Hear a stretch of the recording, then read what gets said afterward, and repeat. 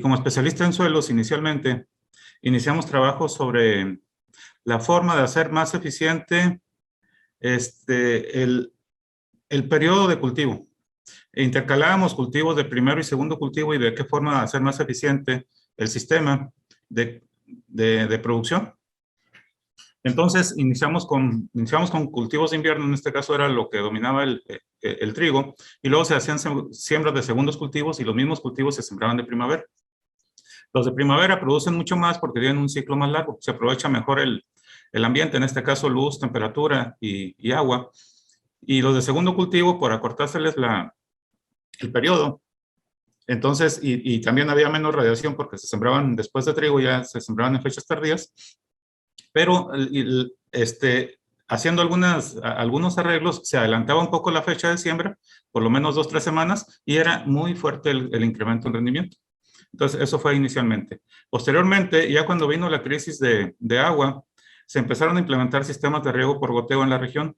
Hicimos aquí investigación básica, siguiendo con detalle la determinación le llamamos las curvas de demanda nutrimental de las principales hortalizas. Entonces hicimos los experimentos básicos, ya una vez que se generó, y se puede decir que integramos la forma de manejar el riego y la fertilización durante el ciclo y hacer el uso óptimo tanto de agua como de nutrientes mediante fertirriego.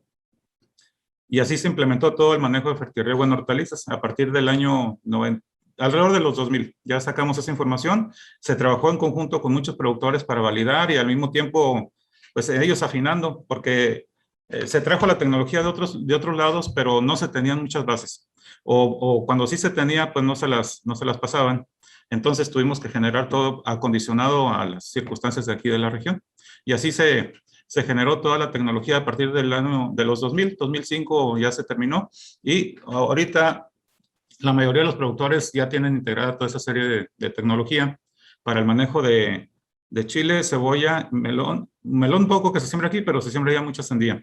Entonces todo eso se hizo y los productores les permitió hacer un uso eficiente del agua porque cada vez pues de todos modos disponen de menos agua. Se hicieron o sea, se hizo la apertura de muchas tierras a cultivo porque antes no tenían acceso al agua de la presa, pero sí tenían pozos. Nada más que los pozos tenían una capacidad de abasto muy, muy baja o también de agua de mala calidad. Al implementar riego por goteo, ya se puede usar esa agua, incluso hasta con cierto grado de salinidad, y el bajo volumen, pues por la eficiencia ya les alcanza a ser productivo para una área considerable. También generamos la tecnología para sembrar la alfalfa en riego por goteo. Se trató de implementar en forma práctica, pero muchas veces existe el apoyo de las empresas privadas que pues a ellos los consultan primero para que les hagan el diseño del sistema de riego y no toman en cuenta detalles básicos y clave y los echaron a andar, pero poniéndole el sistema de riego por goteo en suelos arenosos o suelos cascajosos. Eso sucedió como en el año 2008, 2010 y fracasaron porque uno de los principios en el que funciona el riego por goteo es de que el suelo debe tener ciertas propiedades que le permita que el agua tenga movimiento horizontal. Pero en suelos de buenas características de suelo, que le llamamos con textura más o menos de franco a franco arcilloso, ahí sí hay ese movimiento y ahí se tiene mucho éxito. De hecho, todavía hay algunas parcelas con riego por goteo de alfalfa. Entonces, generamos eso, pero pues poca gente lo adoptó y también por las condiciones de suelo. La alfalfa se generalizó. Antes se sembraban, no sé, ahorita se siembran más de 20,000 hectáreas de alfalfa y antes no eran más de 5,000. Abril y mayo hay riego en exceso, pero las etapas más críticas es junio y julio y ahí hay un déficit por manejar de forma fija, pues tener su programación fija.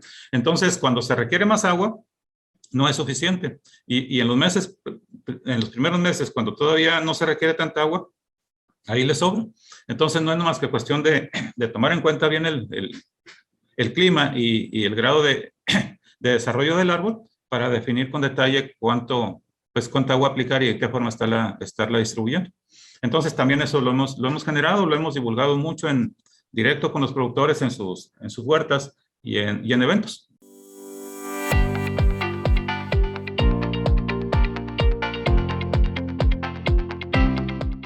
Hay, en forma general, por la naturaleza de los suelos en todo el norte del país, son suelos calcáreos. Y eso hace inasimilable a varios elementos nutritivos. Entonces, lo otro que hemos hecho es buscar vías alternativas y que sean viables económicamente de suministrar esos nutrimentos. Y lo único que hemos encontrado es aplicar de fuentes, usando como fuentes las más baratas, que son los sulfatos, pero aplicarlo mediante aspersiones foliares.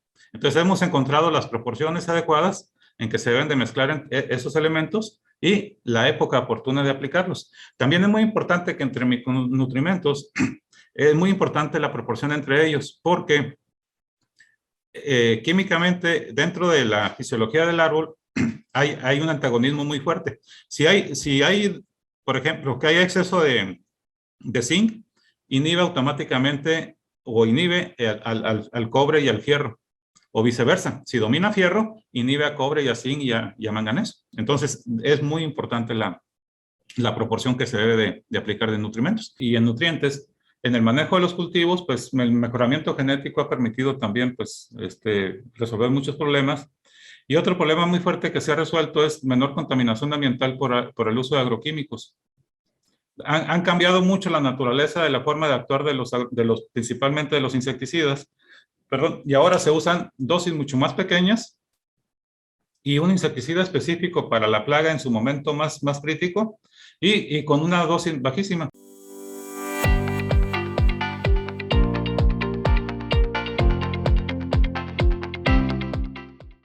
Uno de los retos más fuertes es cómo manejar eficientemente el agua. Eso no me lo va a creer, pero no más allá del 20% toman en cuenta esos criterios. El 80% lo anda haciendo a su propio criterio, sí, y sin mucho fundamento técnico. Entonces, uno de los retos es insistir y de alguna forma de divulgar y ir entrenando a la gente, a los mayordomos, a los mismos dueños, de cómo deben de modificar su toma de decisiones sobre el manejo del riego. Ese es uno. El otro reto que está muy difícil es el de la salinidad, porque buena parte del agua se obtiene, le decía, por bombeo de aguas profundas y siempre va a salir rica en sales. Hay un grave problema. Mucha gente considera que es lo mismo agua salina que agua con sodio. Y la mayoría de los tratamientos que le quieren dar cuando tienen salinidad es como si fuera sódica. Y al contrario, hacen más fuerte el problema. Hay que tomar muy en cuenta la naturaleza de los compuestos que contienen el sodio y en base a eso se define el manejo. Es uno de los retos. Cómo hacer la divulgación y el entrenamiento de la gente para el manejo apropiado de esas condiciones. Como muchas de las fuentes de agua son de aguas profundas, ¿no? A través del bombeo de pozos profundos. Entonces, el problema que se tiene muy fuerte en esas aguas es de que vienen con una alta concentración de sales. Hemos generado alternativas de cómo manejarlo de salinidad. Es muy difícil ese problema porque para el manejo de la salinidad se requiere una mayor disponibilidad de agua. Se tiene que aplicar agua en exceso para aplicar lo que llamamos una lámina de lavado. Y aparte, pues también cómo modificar la fertilización para balancear la composición de esas sales. Pero ahora tenemos un problema muy serio también en las riberas de los ríos. La mayoría de las huertas de las riberas de los ríos ahorita tienen toxicidad aparte de por sodio, por sales, tienen una concentración muy alta de boro. Hay una toxicidad muy fuerte. Y también hay una toxicidad de sodio. Incluso hay algo que se le llama intrusión salina.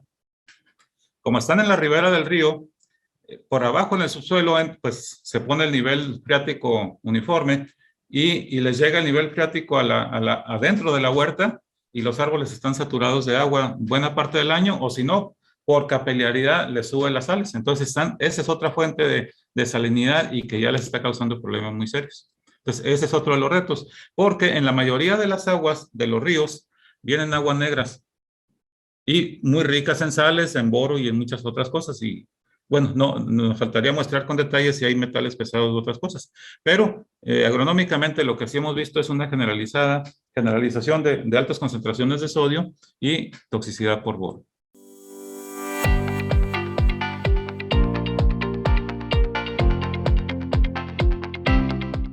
Sería el manejo técnico del cultivo para hacer eficiente el sistema de producción. Y ya hay mucha información que se puede integrar o manejar.